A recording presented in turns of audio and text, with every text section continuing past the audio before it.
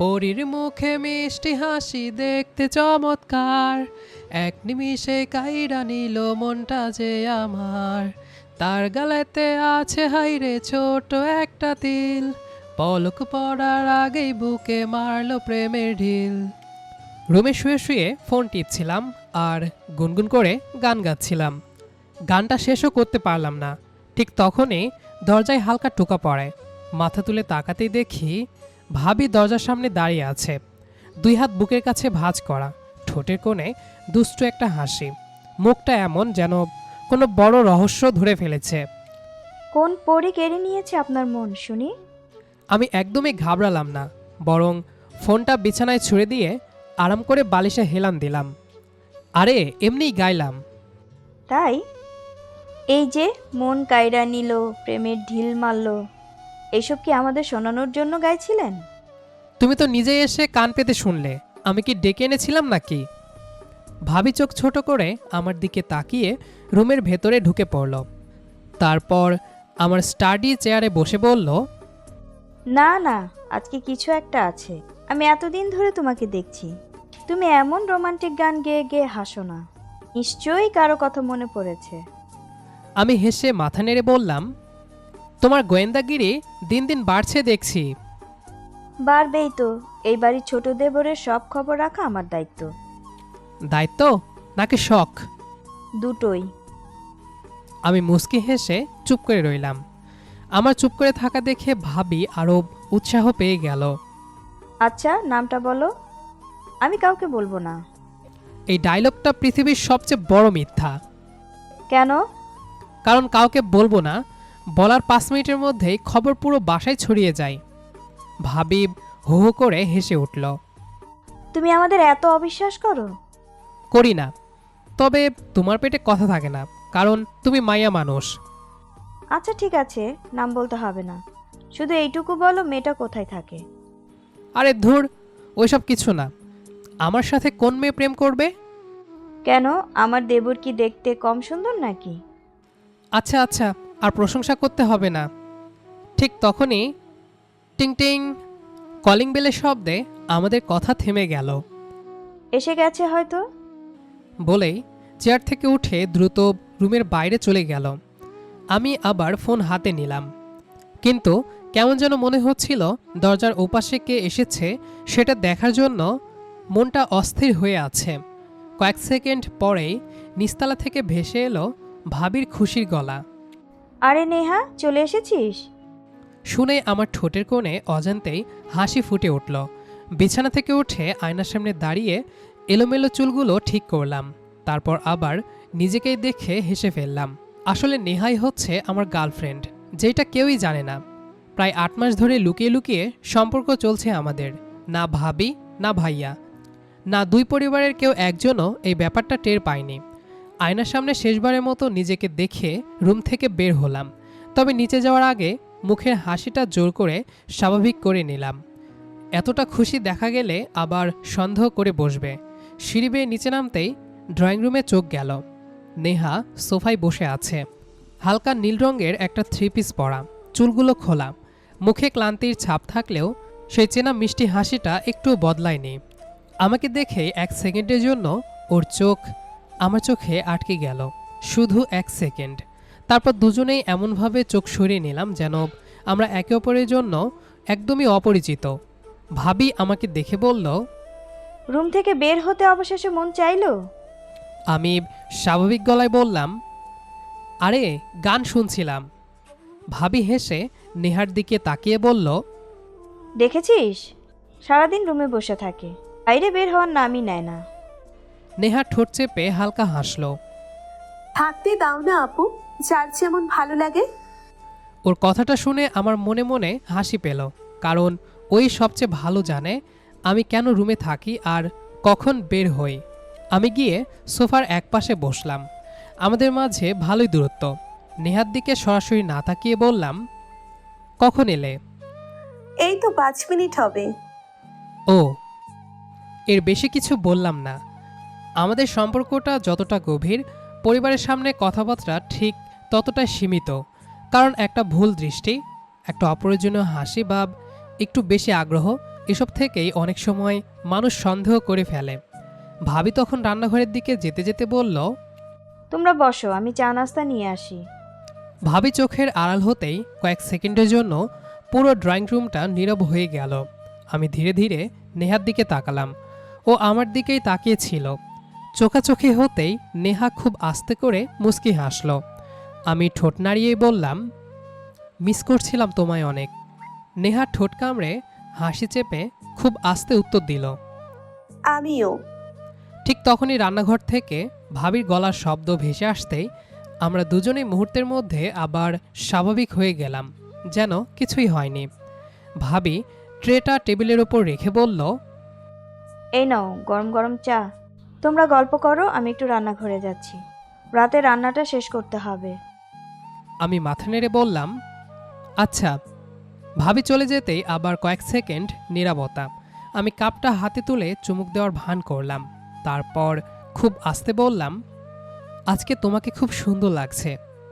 নেহা চোখ তুলে আমার দিকে তাকিয়ে মুচকি হেসে বলল, ধন্যবাদ।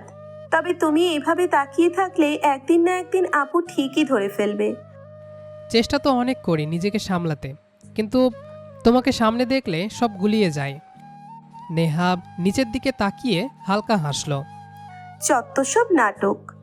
নাটক না, সত্যি। 8 মাস পরেও তোমাকে দেখলে এখনো প্রথম দিনের মতোই ভালো লাগে। ঠিক তখনই রান্নাঘর থেকে হাঁড়ির ঢাকনার শব্দ ভেসে এলো।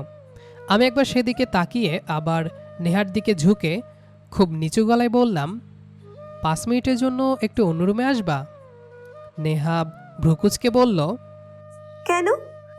তোমাকে একবার জড়িয়ে ধরব। অনেকদিন হলো ঠিকমতো কাছেও আসতে পারিনি। নেহার গাল হালকা লাল হয়ে গেল। তুমি না দিন দিন অসভ্য হয়ে যাচ্ছ। তোমার সামনে ভালো ছেলে হয়ে থাকার ইচ্ছাও নেই। আগে বিয়ে হোক, তারপর যত খুশি আদর করিও। এখন একটু ভদ্র হয়ে থাকো। আচ্ছা, তাহলে একটা কথা বলে রাখি। কি কথা? বিয়ের পর অফিস থেকে বাসায় ফিরেই প্রথমে তোমাকেই খুঁজব। দরজা খুলে একটা হাসি আর একটা জড়িয়ে ধরা, এটা কিন্তু প্রতিদিন চাই। নেহাব লাজুক হেসে বলল, এত প্ল্যান করে রেখেছো? এগুলো তো শুরু মাত্র। রাতে ছাদে হাঁটবো, বৃষ্টিতে ভিজবো, তোমার জন্য হুটহাট ফুল নিয়ে আসবো। তুমি রাগ করলে নিজেই আগে মানিয়ে নেব। নেহা কয়েক মুহূর্ত আমার দিকে তাকিয়ে রইল। তারপর খুব আস্তে বলল, জানো, তোমার এসব ছোট ছোট কথাগুলোই আমার সবচেয়ে বেশি ভালো লাগে। আর আমার সবচেয়ে ভালো লাগে সুযোগ পেলে তোমাকে একটু কাছ থেকে দেখা। নেহা চোখ রাঙানোর ভান করে বলল, বেশি দুষ্টুমি করলে কিন্তু আপুকে এখনই ডেকে ফেলবো। ডেকে ফেলো। আমি বলবো, তোমার বনি আগে আমার মন চুরি করেছে। নেহা হাসি চেপে রাখতে না পেরে মুখ ঘুরিয়ে ফেলল। ঠিক তখনই রান্নাঘর থেকে ভাবির পায়ের শব্দ ভেসে আসতেই আমরা আবার আগের মতো স্বাভাবিক হয়ে বসলাম, যেন এতক্ষণ শুধু চা খেয়েই সময় কাটাচ্ছিলাম। একটু পর ভাবি আবার ড্রয়িং রুমে এসে বসলো। আচ্ছা, তোমরা এত চুপচাপ কেন? আমি না থাকলেই নাকি গল্প জমে, আর আমি এলেই সবাই সাধু হয়ে যাও? আমি হেসে বললাম, তুমি তো নিজেই সব কথা বলে দাও, আমাদের বলার সুযোগ কোথায়? বাহ, এখন আবার দোষটা আমার।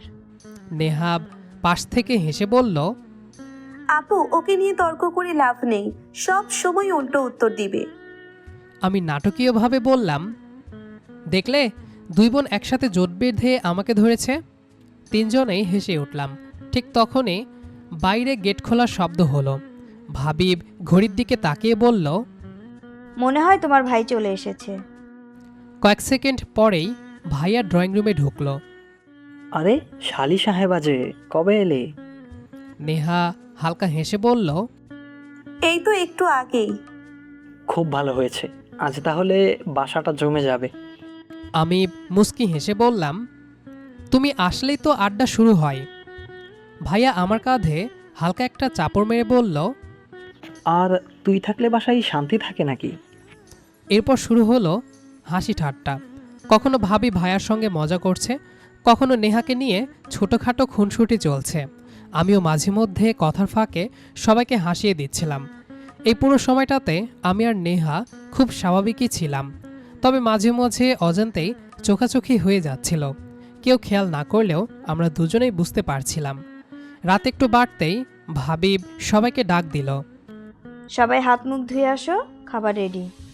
ডাইনিং টেবিলে 4 জন একসাথে বসলাম। আব্বু আর আম্মু গ্রামে গিয়েছেন, তাই বাসায় শুধু আমরা 4 জন। খেতে খেতে গল্প, হাসাহাসি আর একে অপরকে খোঁচাখুচি, সব মিলিয়ে পুরো পরিবেশটাই বেশ প্রাণবন্ত হয়ে উঠেছিল। খাওয়া শেষ করে ভাইয়া ক্লান্ত গলায় বলল, আমি আজকে খুব টায়ার্ড, কাল সকালে আবার তাড়াতাড়ি অফিসে যেতে হবে। ভাবি মাথা নেড়ে বলল, আচ্ছা তুমি যাও, আমি সব গুছিয়ে আসছি। নেহাও উঠে দাঁড়ালো। আপু, আমি তোমাকে একটু হেল্প করি? না, তুই অনেক দূর থেকে এসেছিস, গেস্ট রুমে তোর বিছানা করে রেখেছি, যা ফ্রেশ হয়ে আরাম করে ঘুমিয়ে পড়। নেহা হালকা হেসে মাথা নেড়ে নিজের রুমের দিকে চলে গেল। আমি ওর চলে যাওয়ার দিকে একবার তাকিয়ে আবার চোখ ফিরিয়ে নিলাম, যাতে কারো সন্দেহ না হয়। ভাইয়া নিজের রুমে ঢুকে গেল। ভাবি রান্নাঘরে কাজ গোছাতে ব্যস্ত হয়ে পড়ল, আর আমি ধীরে ধীরে সিঁড়ি বেয়ে নিজের রুমে উঠে এলাম। রুমে ঢুকতেই দরজাটা আস্তে করে বন্ধ করলাম।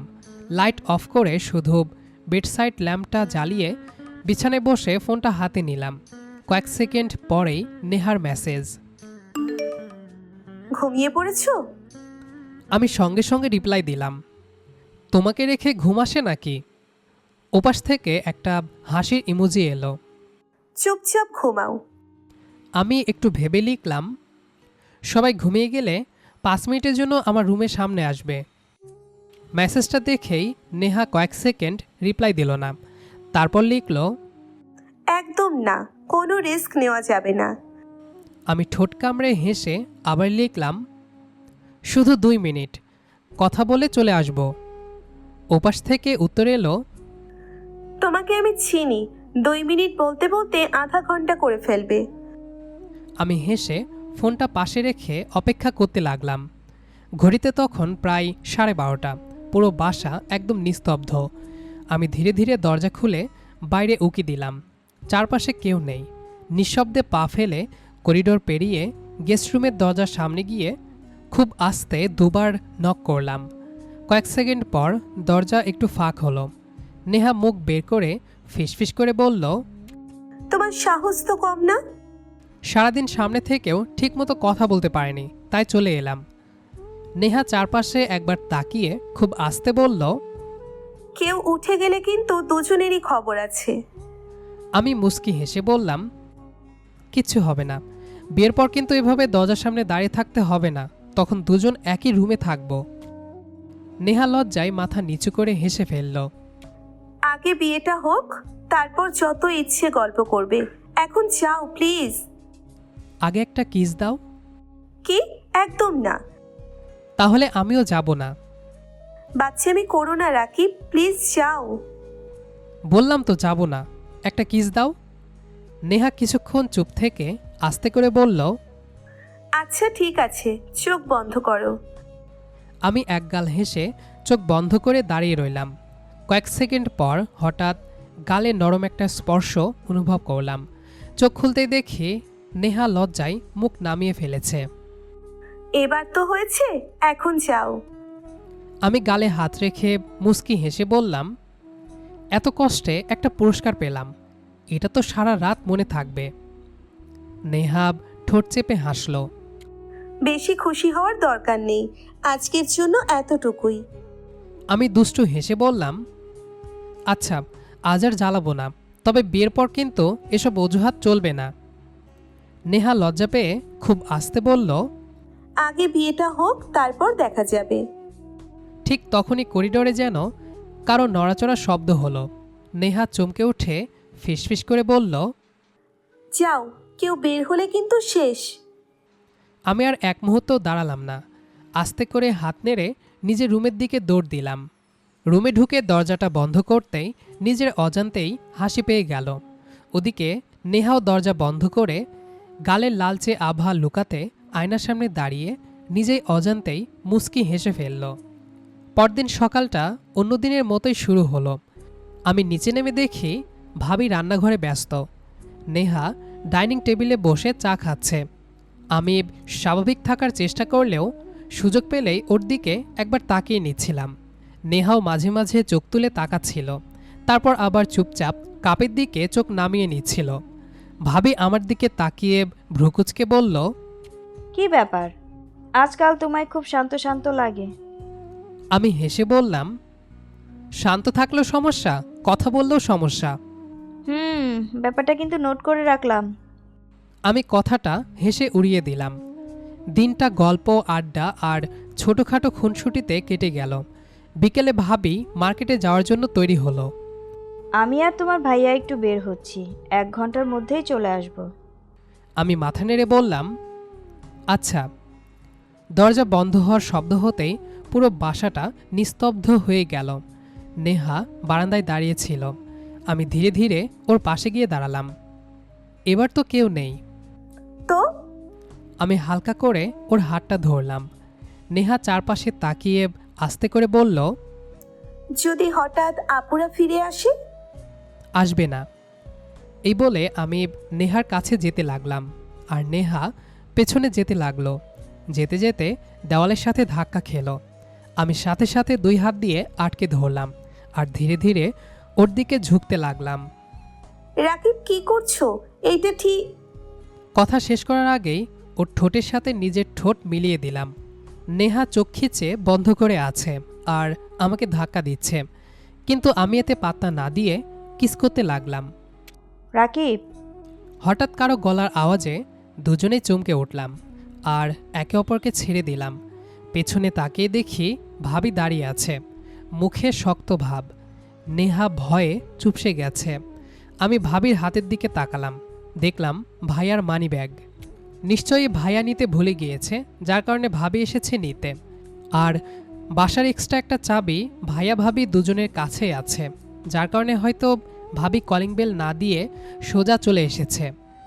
ভাবি আমাদের দুজনের দিকে কয়েক সেকেন্ড চুপচাপ তাকিয়ে রইল। মুখে কোনো চিৎকার নেই, কোনো কান্নাও নেই, শুধু চোখ দুটো অস্বাভাবিক রকমের শান্ত। তারপর ধীরে ধীরে হাতে থাকা মানিব্যাগটা ঘোরাতে ঘোরাতে বলল, সন্ধ্যা বাসায় ফিরে এই বিষয়ে কথা হবে। কথাগুলো বলেই ভাবি আর একবারও আমাদের দিকে না তাকিয়ে ঘুরে বেরিয়ে গেল। দরজা বন্ধ হওয়ার শব্দটা যেন পুরো বাসা জুড়ে প্রতিধ্বনি হয়ে বাজল। আমি আর নেহা দুজনেই কয়েক সেকেন্ড একই জায়গায় দাঁড়িয়ে রইলাম। নেহার চোখে তখন স্পষ্ট ভয়। সব সব শেষ হয়ে গেল। আমি কতবার বারণ করেছি এসব না করতে, কিন্তু শুনলে না আমার কথা। এখন সামলাও। আমি একটা দীর্ঘ শ্বাস ফেললাম। নেহা কাপা গলায় বলল, যদি আপু আব্বু আম্মুকে বলে দেয়, যদি দুলাভাই খুব রাগ করে, আমাকে আর কোনোদিন আসতে দিবে আপু? আমি ওর হাতটা আলতো করে ধরলাম। যা হওয়ার হবে, এতদিন লুকিয়ে রেখেছি, একদিন না একদিন তো জানাতেই হতো। পুরো বিকেলটা আমাদের দুজনের কাছে যেন শেষ হতে চাইছিল না। কেউ কারোর দিকে ঠিকমতো তাকাতেও পারছিলাম না। সন্ধ্যার দিকে গেট খোলার শব্দ পেলাম। আমি নিচে নেমে দেখি ভাইয়া আর ভাবি একসাথে বাসায় ঢুকছে। দুজনের মুখই অদ্ভুত গম্ভীর। ভাইয়া কোনো কথা না বলে সোফায় গিয়ে বসল। ভাবিও চুপচাপ পাশে দাঁড়িয়ে রইল। আমার বুকের ভেতরটা ধকধক করতে লাগলো। ঠিক তখনই ভাবি বলল, রাকিব, নেহা, তোমরা দুজন এখানে এসো। আমরা দুজন ধীরে ধীরে সামনে গিয়ে দাঁড়ালাম। কারো মুখে কোনো কথা নেই। কয়েক মুহূর্তের নীরবতার পর ভাইয়া গভীর গলায় বলল, কতদিন? আমি মাথা নিচু করেই উত্তর দিলাম, প্রায় 8 মাস। পরিবারের কাউকে বলনি কেন? ভয় পেয়েছিলাম, যদি কেউ মেনে না নেয়। নেহার চোখে তখন পানি। ও কাপা গলায় বলল, দোষটা আমারও আছে, আমি বলেছিলাম আগে কাউকে না জানাতে। ভাবি এবার ধীরে ধীরে আমাদের সামনে এসে দাঁড়ালো। তারপর হঠাৎ করেই মুখের গম্ভীর ভাবটা একটু নরম হয়ে গেল। একটা কথা বলো তো, তোমরা কি সত্যি ভেবেছিলে আমরা কিছু বুঝিনি? আমি আর নেহা অবাক হয়ে একে অপরের দিকে তাকালাম। ভাবি মুস্কি হেসে বলল, গত কয়েক মাস ধরে তোমাদের ছোট ছোট আচরণ আমার চোখ এড়িয়ে যায়নি। তোমরা সামনে খুব স্বাভাবিক থাকার চেষ্টা করতে, কিন্তু মাঝে মাঝে চোখাচোখি, একে অপরকে লুকিয়ে দেখা, এসব আমি দেখেছি, কিন্তু নিশ্চিত ছিলাম না। ভাইয়াও হেসে বলল, আমিও কয়েকবার সন্দেহ করেছিলাম, কিন্তু কোনো প্রমাণ ছিল না। আমি বিস্মিত হয়ে তাকালাম। ভাবি হালকা হেসে টেবিল থেকে মানিব্যাগটা তুলে নিয়ে বলল, এই মানিব্যাগটাই পুরো প্ল্যানের অংশ ছিল। ইচ্ছে করেই তোমার ভাইয়াকে বলেছিলাম মানিব্যাগটা রেখে যেতে। তারপর আমরা দুজন কিছুক্ষণ পর ফিরে এলাম। তারপর আরও বলল, দেখি যা সন্দেহ করেছিলাম সেটাই সত্যি, বরং তার চেয়েও বেশি। আমি লজ্জায় মাথা নিচু করে ফেললাম। নেহা তো প্রায় ভাবির পাশে গিয়ে দাঁড়াতে পারছিল না। কিছুক্ষণ চুপ থাকার পর ভাইয়া এসে আমার কাঁধে হাত রাখল। একটা কথা মনে রাখিস, ভালোবাসা লুকিয়ে রাখার জিনিস না, আর পরিবারের উপরও বিশ্বাস রাখতে হয়। আমি মাথা নিচু করে বললাম, সরি ভাইয়া। ভাইয়া হালকা হেসে বলল, সরি পরে বলিস, আগে একটা কথা বল, তুই কি সত্যিই নেহাকে সুখে রাখতে পারবি? দেখ, তুই আমার ভাই বলে যে তোর ভুল ত্রুটি প্রশ্রয় দিব সেটা ভুল। তুই যেমন আমার কাছে আদরের ভাই, নেহাও আমার কাছে আদরের বোন। আমি 1 সেকেন্ডও দেরি না করে বললাম, নিজের থেকেও বেশি সুখে রাখবো ভাইয়া, প্রমিস। ভাইয়া মুচকি হেসে ভাবির দিকে তাকালো। ভাবিও হাসল। তারপর ভাবি নেহার হাতটা ধরে আমার হাতে রেখে বলল, তাহলে আমাদের পক্ষ থেকে আর কোনো আপত্তি নেই, তবে একটা শর্ত আছে।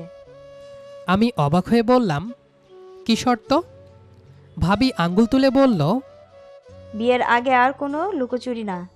বিকেলের মতো তো একদমই না। সব কিছুর একটা সময় আছে।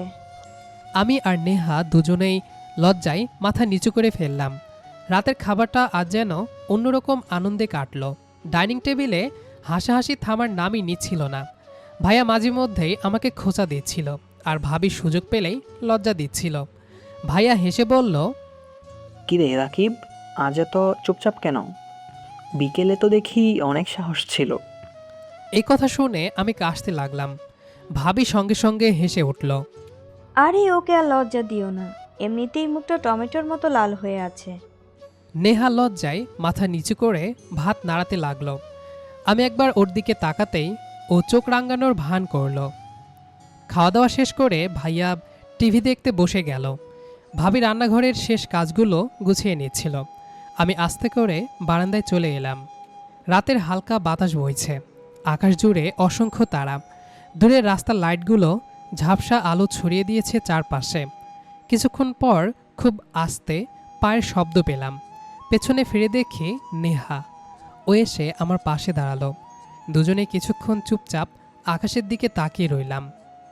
আমি আস্তে করে বললাম, আজকে কিন্তু মনে হচ্ছিল পৃথিবীটাই শেষ হয়ে যাবে। নেহাব ছোট্ট একটা নিঃশ্বাস ফেলে বলল, আমার তো ভয়েই হাত পা ঠান্ডা হয়ে গিয়েছিল। কিন্তু শেষটা তো সুন্দরই হলো। হ্যাঁ, আজ মনে হচ্ছে বুকের উপর থেকে একটা বড় পাথর নেমে গেছে। আমি ধীরে ধীরে ওর দিকে তাকালাম। এখন আর লুকিয়ে লুকিয়ে তোমাকে দেখতে হবে না। নেহাব দুষ্টু হেসে বলল। তার মানে এই না যে আবার সুযোগ পেলেই? আমি সঙ্গে সঙ্গে বললাম, আরে না না, আমি তো এখন খুব ভদ্র ছেলে। তোমার ভদ্রতার উপর আমার একটুও বিশ্বাস নেই। আমি হেসে ফেললাম। ঠিক তখনই পেছন থেকে কাশির শব্দ ভেসে এলো। দুজনে চমকে পেছনে তাকালাম।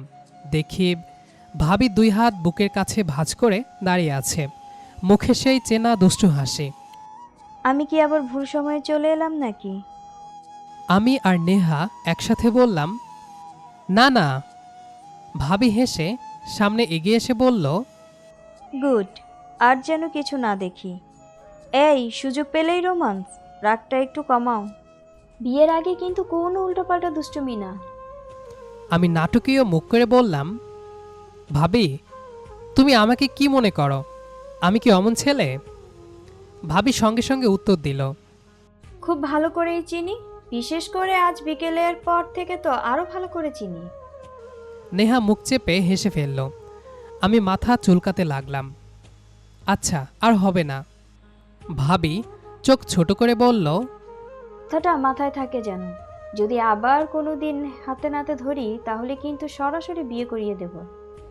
আমি আর নেহা একে অপরের দিকে তাকিয়ে হেসে ফেললাম। নেহা মুস্কি হেসে বলল, তাহলে তো ধরা পড়লেও লাভই হবে। ভাবি কপালে হাত ঠেকিয়ে বলল, এই ছেলেকে আর মানুষ করা যাবে না। ঠিক তখনই ভেতর থেকে ভাইয়ার গলা ভেসে এলো। আরে তোমরা তিনজন বারান্দায় সংসদ বসিয়েছ নাকি? কফি ঠান্ডা হয়ে যাচ্ছে। ভাবি হেসে বলল, চলো, তোমাদের ভবিষ্যৎ সংসদের মিটিং আজকের মতো শেষ। আমরা তিনজন একসাথে হেসে ঘরের ভেতরে ঢুকে গেলাম। এভাবেই চলতে লাগলো আমাদের দুষ্টু মিষ্টি প্রেম। আর এভাবে শেষ হলো রাকিব আর নেহার লুকিয়ে লুকিয়ে প্রেম আর মিষ্টি ভাবির এক দারুণ চতুরতার উপাখ্যান। লুকোচুরি প্রেমের দিন শেষ হয়ে তাদের জীবনে এখন নতুন এক সুন্দর অধ্যায়ের সূচনা। বন্ধুরা, ভাবির বোন যখন আদুরে বউ গল্পটি আপনাদের কেমন লাগলো? রাকিব আর নেহার এই মিষ্টি রসায়ন কি আপনাদের মন ছুঁতে পেরেছে? গল্পটি ভালো লেগে থাকলে ঝটপট ভিডিওটিতে একটি লাইক দিয়ে দিন এবং কমেন্ট করে জানান আপনার প্রিয় অংশটি কোনটি ছিল। এমন আরও চমৎকার রোমান্টিক এবং দুষ্টুমিষ্টি গল্পের ঝুড়ি নিয়ে আমরা খুব শীঘ্রই আবার হাজির হব। তাই আমাদের পরবর্তী গল্পগুলো সবার আগে শুনতে চ্যানেলটি এখনই সাবস্ক্রাইব করে রাখুন এবং পাশে থাকা বেল আইকনটি চেপে দিন। আর হ্যাঁ, একা একা এই সুন্দর গল্পটি উপভোগ করলে কিন্তু চলবে না, আপনাদের বন্ধুদের সাথেও গল্পটি বেশি বেশি শেয়ার করুন যাতে তারাও এই মিষ্টি প্রেমের গল্পে মেতে উঠতে পারে। আজ তবে এখানেই বিদায় নিচ্ছি। খুব শীঘ্রই দেখা হবে নতুন কোনো গল্পে, নতুন কোনো অনুভূতির সাথে। ততক্ষণ পর্যন্ত সবাই ভালো থাকুন, সুস্থ থাকুন আর ভালোবাসায় থাকুন। ধন্যবাদ।